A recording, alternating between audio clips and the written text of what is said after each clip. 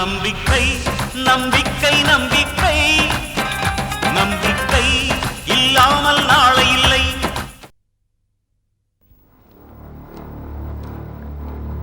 அண்ணன் வீட்டை விட்டு போனதுல இருந்து மம்மியோட நடவடிக்கையே மாறி போச்சு. தேவையில்லாத கூட்டத்தெல்லாம் சேர்த்து வச்சிட்டு இருக்காங்க. நான் என்ன சொன்னாலும் கேட்க மாட்டாங்க. வர வர மம்மியோட புத்தியே கெட்டு போச்சு. அது போதாத குறைக்கு அந்த அண்ணம்மா கழுவி வேற வீட்டுல உட்காந்துட்டு மம்மியோட மனசை குழப்பிக்கிட்டு இருக்காங்க. அனாவசியமான கூட்டத்தை கூட்டினா குழப்பம்தாம வரும். பாம்பை வச்சு வேடிக்கை காட்டுறவனுக்கு பாம்பால தான் சாவுன்னு சொல்லுவாங்க. ரவுடிகள்கிட்ட சவகாசம் வச்சிருந்தாலும் அப்படித்தான். அவங்களால பணமோ பொருளோ போறத பத்தி எனக்கு கவலை இல்ல மாமா. எங்க மம்மி உயிருக்கு ஏதாவது ஆபத்து வந்துருமோன்னு தான் நான் பயப்படுறேன். அத்தை இதுல செலுத்துற கவனத்தை அவரை தேடுறதுல செலுத்திருந்தா இந்நேரம் அவர் எங்க இருக்காருன்னு கண்டுபிடிச்சிருக்கலாம். அவங்களுக்கு இருக்கிற பவரை நல்ல விஷயத்துக்கு யூஸ் பண்ணலாம்ல. உங்க அம்மா முதலாளியை தேடி கண்டுபிடிக்கிறதுல கொஞ்சம் கூட ஆர்வம் காட்டுற மாதிரி தெரியலையம்மா.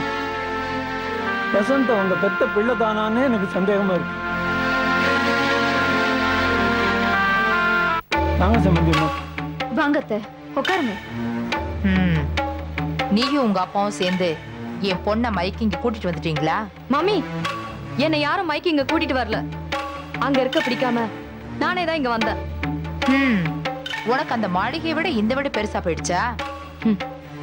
செங்கலையும் சிமெண்ட்டையும் சேர்த்து கட்டதுக்கு பேரு வீடு இல்ல மம்மி. அது வெறும் கட்டடம் தான். அன்பையும் பாசத்தையும் கலந்து கட்டுறதுக்கு பேரு தான் வீடு. எனக்கு இந்த வீட்டுல அந்த ரெண்டுமே கிடைக்குது மம்மி. நான் இங்க நிம்மதியா இருக்கேன். என்னை இப்படியே விட்டுடுங்க. 20 வருஷமா நான் உன் மேல பாசம் காட்டலையா? நான் உன்னை பெத்தபடி. அடிக்கடி அந்த வார்த்தையை சொல்லாதீங்க மம்மி. எனக்கு பயமா இருக்கு. வசந்த் தான் என்ன புரிஞ்சுக்காம போயிட்டானா? நீயுமா? வேண்டாம் மம்மி, இதுக்கு மேல நீங்க எதுவும் பேசாதீங்க. ஏன்னா இது வரைக்கும் நான் எதுவுமே பேசுனது இல்ல. என்ன பேச வச்சிடாதீங்க. உனக்காக தானே நான் எல்லாத்தையும் சேர்த்து வச்சிருக்கேன். பெத்தவங்க பிள்ளைங்களுக்கு பணத்தை சேர்த்து வைக்கலன்னா கூட பரவாயில்ல மம்மி.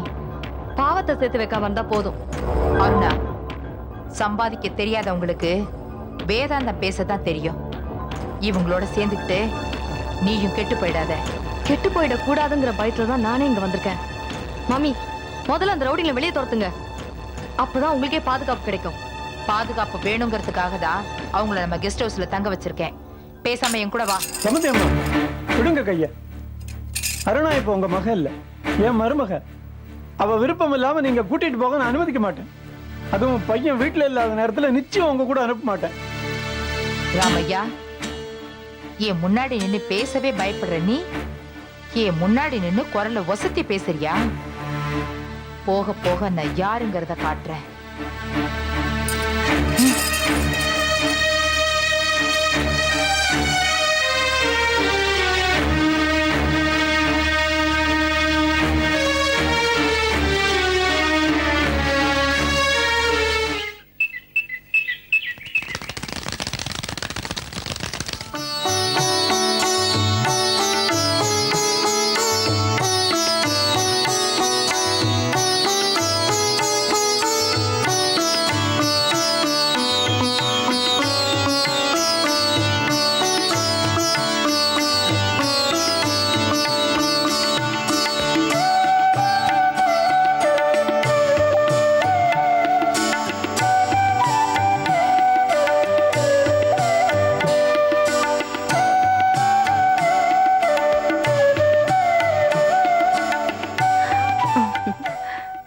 போடுமா.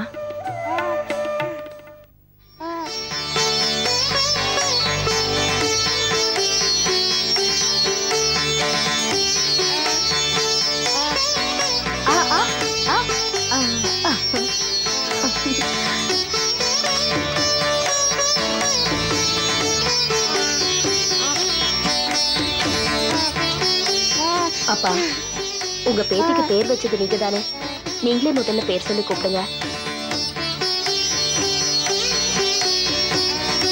சக்தி, சக்தி, சக்தி. God bless you, my child.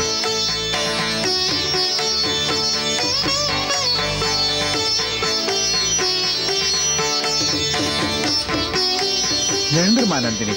என்னம்மா என் காலில் விழுந்துக்கிட்டு? விழுந்தவளை எந்திரிக்க வச்சதே நீங்க தானேப்பா. அம்மா, வாழ்க்கையில விழுறதுல தப்பு இல்லை, விழுந்தே இருந்தாதான் தப்பு. உன் பொண்ணுக்கு ஏன் சக்தின்னு பேர் வச்சிருக்கேன் தெரியுமா? ஒரு பொண்ணு சக்தியோட வடிவம். அதையும் தவிர இந்த உலகத்துல ஒரு பொண்ணு எதை நினைச்சாலும் சாதிக்க முடியும். அதுக்கு நீயே உதாரணமா இருக்க. சக்திங்கிற வார்த்தையில நடு எழுத்து எடுத்துட்டா சதி. அந்த சதியை முறியடிச்சு பிறந்ததுனால்தான் உன் பொண்ணுக்கு சக்தின்னு பேர் வச்சிருக்கேம்மா.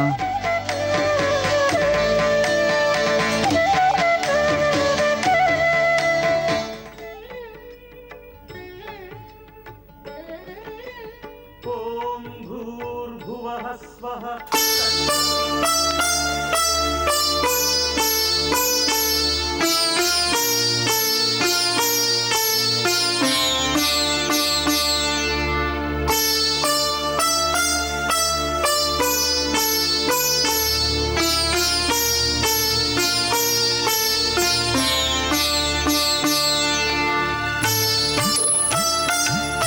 நந்தினியோட குழந்தைக்கு இன்னைக்கு பேர் வைக்கிற விழா. அதான் கோயிலுக்கு வந்திருக்காங்க போல இருக்கு. ஆமா அண்ணி. அவங்க பார்வையில நாம பட வேணாம். நாம கோயிலுக்கு பின்பக்கமா இருக்கிற கேட் வழியா போயிடுவோம். நாம ஏன் அண்ணி அப்படி போகணும்? கோவிலை சுத்திட்டு நேரா வீட்டுக்கு போவோம். வாங்கோ, நமஸ்காரம். ம். பேத்தி ஆலோசனை வந்திருக்கேளா? ஆமா, பேத்திக்கு என்ன பேர் வச்சிருக்கேள்? சக்தின்னு பேர் வச்சிருக்கேன். சக்தியா? அம்பாளுடைய பேர் ரொம்ப விசேஷமான பேர், அமோகமா இருக்கும். என்ன நட்சத்திரம்? மக நட்சத்திரம். மக நட்சத்திரமா? ஜெகத்தாள போறா பாருங்க, அமோகமா இருப்பா.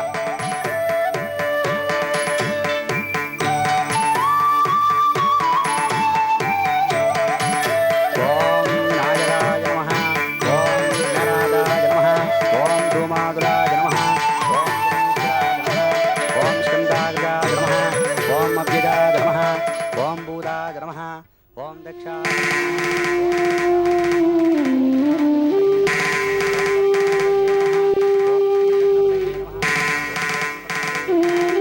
ஸ்ரீ மகாகணாதிபதே நமஹ. அண்ணி, நீங்க அந்த குழந்தைய பார்த்திருக்கீங்களா? இல்லையே. குழந்தை யார் மாதிரி இருக்குன்னு தெரியலையே. உங்களுக்கு இப்ப குழந்தைய பார்க்கணுமா? சேச்சே, அப்படிலாம் ஒண்ணும் இல்லை. நான் சும்மாதான் கேட்டேன்.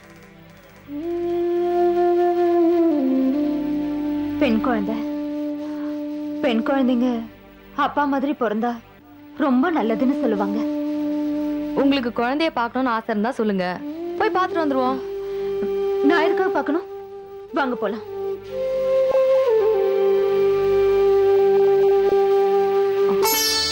வா ஜெயந்தி.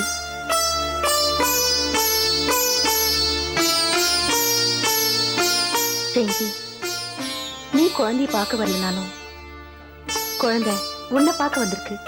பாருமா ஜெயந்தி.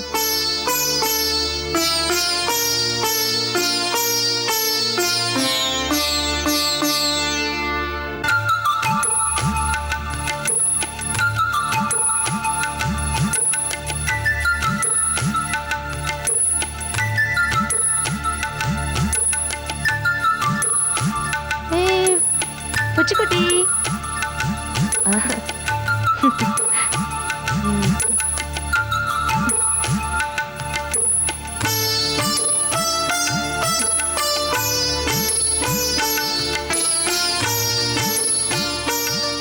நான் வரேம்மா. வரேங்க.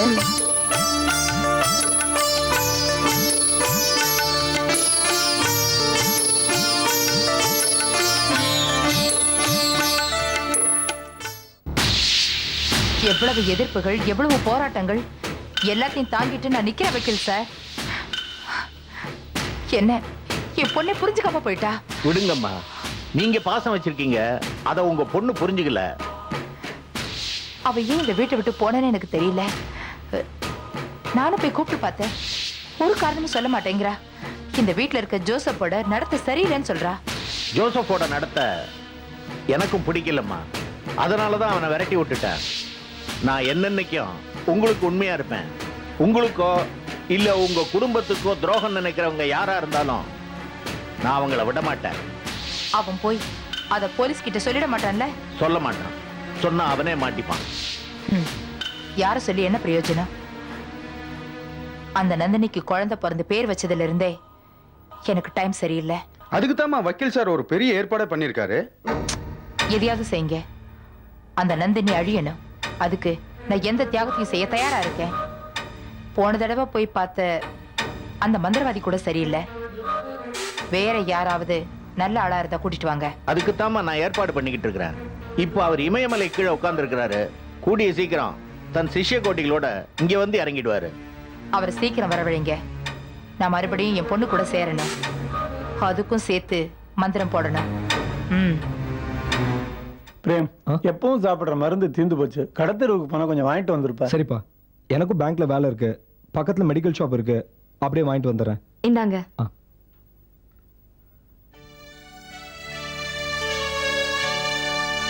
அப்பா, இன்னும் 2-3 நாளைக்கு அருணா இங்கேயே இருக்கட்டும். அதுக்கப்புறம் நானும் அவளை கொண்டு போய் அவங்க அம்மா வீட்டில் விட்டு வந்துடுறேன். அவளை கொண்டு போய் விட வேண்டாம்ப்பா. அருணா இங்கேயே இருக்கட்டும். அவளோட விருப்பமும் அதுதான். அருணா இருக்க வேண்டிய வீடு இதுதானேப்பா. ஆமாப்பா, எனக்கு கூட அவளை கொண்டு போய் விடணும்னு ஆசை இல்லைப்பா. நான் வசந்த தேடி பல இடங்களுக்கு போறேன். எனக்கு முதல்ல என் தங்கச்சியோட வாழ்க்கை நல்லபடியா அமையணும்ப்பா. அதுக்கப்புறம் தான் என் வாழ்க்கையை பத்தி என்னால் நினைச்சு கூட பார்க்க முடியும். அது வரைக்கும் அவ அவங்க அம்மா வீட்டிலே இருக்கட்டும்பா. தேவையில்லைண்ணா. அண்ணி இந்த வீட்டுல தான் இருக்கணும். நியாயமா பார்த்தா அவங்கதான் இந்த வீட்டுல இருக்கணும். நான் தான் உங்க எல்லாருக்கும் பாரமா இருந்துட்டு இருக்கேன். இல்லம்மா, வசந்தி யாருன்னு தெரிஞ்சுக்காம அவர் மேடையில வச்சு திடீர்னு அவர் உனக்கு கல்யாணம் பண்ணி வச்சது நான் தானம்மா. உன் கல்யாண விஷயத்துல நான் கொஞ்சம் அவசரப்பட்டுட்டேன்.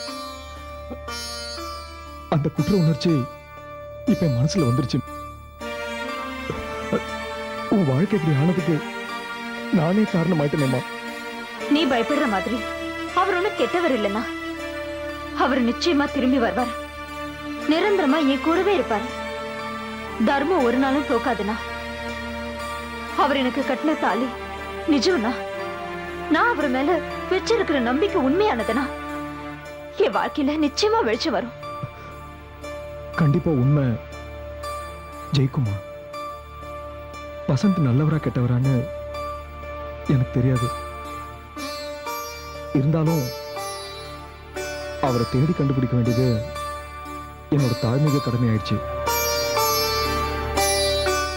அதனாலதான் அருணா அவங்க வீட்டுல கொண்டு போய் விட்டு வந்துடுறேன்னு உங்ககிட்ட சொன்னேன். அண்ணி நம்ம கூடவே இருந்தா எனக்கு ரொம்ப ஆறுதலா இருக்குண்ணா. அவங்க இங்கேயே இருக்கட்டும். எனக்காக அண்ணியும் அவங்க கணவரை விட்டு பிரிஞ்சு இருக்கணும்னு நினைக்கிறது ரொம்ப தப்புண்ணா. அது தர்மமும் இல்ல. ஜெயந்தி சொல்றதுதான்ப்பா சரி. அருணா வீட்டு போக சொல்லி நீ கட்டாயப்படுத்தாத.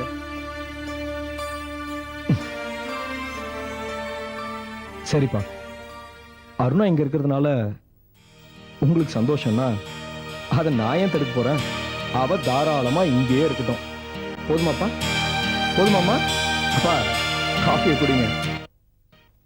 திடீர்னு மில்லு என் கைவிட்டு போனதால என்ன பண்றதுன்னே தெரியல. ஆனா நிச்சயம் உங்க பணத்தை திருப்பி கொடுத்துருவேன். எஸ், என்ன நீங்க நம்பலாம். சிந்தாமணிமா, எனக்கு கொஞ்சம் பணம் வேணும். பணமா? எவ்வளோ? ஒரு 20,000 ரூபாய்.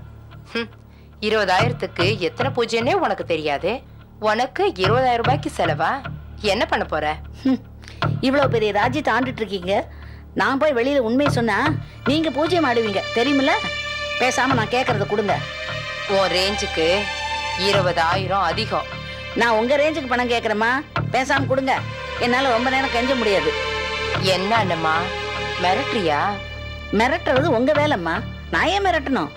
பணம் கேட்கறது என்னோட உரிமை. அதை கொடுக்க வேண்டியது உங்க கடமை. தரலன்னா என்ன பண்ணுவ? விசாலத்தோட புள்ள 3 வயசுல செத்து போயிருந்தா இந்த வீடு உள்பட எல்லா சொத்தும் திருப்பதி சாமி எழுதின உயில் படி தர்மஸ்தாபனத்துக்குள்ள போயிருக்கும். அப்படி இருக்கும்போது எல்லாம் உங்ககிட்ட எப்படி இருக்கு அப்படின்னு நான் கேட்க மாட்டேன். கோர்ட்ல உங்களை நிக்க வச்சு கேட்பாங்க. பரவாயில்லையா? நானே என் பொண்ணு அருணா வீட்டை விட்டு போயிட்டாலே நீங்க வருத்தத்துல இருக்கேன். இந்த நேரத்துல என்ன போட்டு வதைக்கிறியா?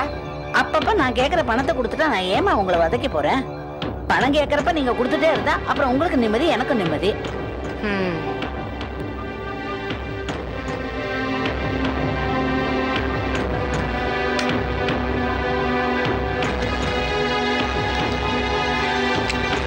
இதுல 10,000 ரூபாய் இருக்கு, செலவுக்கு வச்சுக்கோ. மீதி அப்புறம் பாத்துக்கலாம். மகாலட்சுமி தூக்கி போடாதீங்கம்மா. இந்த பணத்துக்காக தான் நீங்க பல பேரை தூக்கி போட்டு வந்திருக்கீங்க. ஆமா,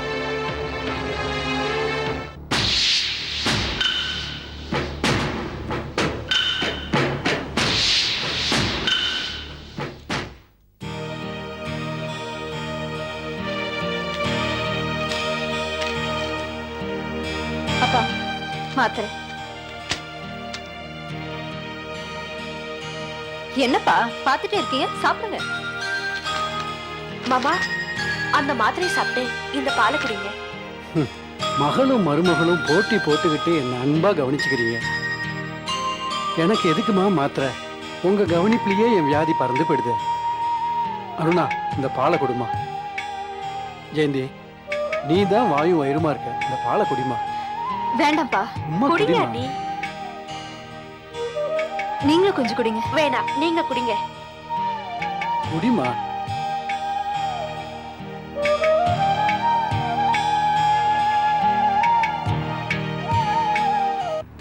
அருணா, உடனே வீட்டு கிளம்பு.